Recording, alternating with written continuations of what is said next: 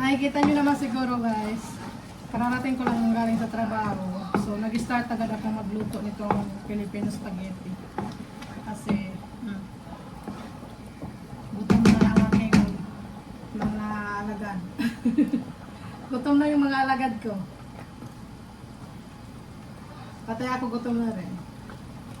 So pagkadating ko, paboil agad ako ng tubig at saka niready ko na yung mga tinanong ko muna pala yung asawa ko kung ano gusto niya lutuin ko, yung steak or itong spaghetti na Filipino. Pinili niya yung itong Filipino spaghetti daw. Hindi Filipino spaghetti. No problem. So luto na ito. Guys, luto na yung sauce. Tapos pinapalambot ko na lang yung aking noodles. May tira pa ako kaninang ano guys, oh. Niluto ko na, ano yan? Tawag yun? Ginisang ampalaya na may itlog. Meron pa nga akong kanin eh. Pero mamaya na lang ako kakain. Pakaluto nitong spaghetti. Pasensya na kayo sa aking stove kasi hindi pa ako nakapaglinis. So na guys, ilagay na natin yung noodles.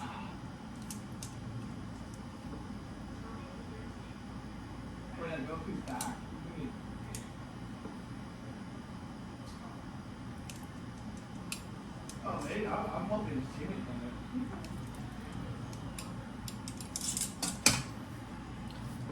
Alway natin baka kumulang yung sauce.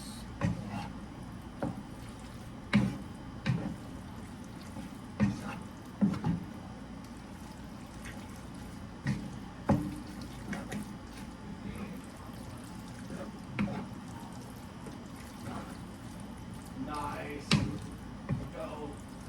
Get the pizza. Now pull that back earlier.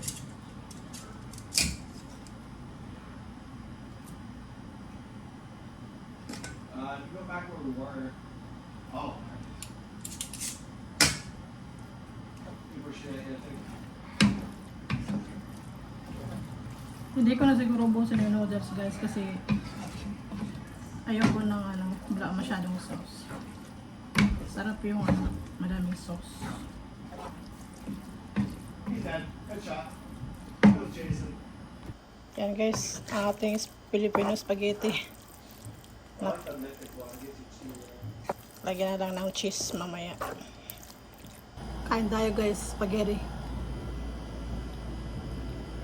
Yummy, yummy. Sak! Sak! Panak ko na sa taas.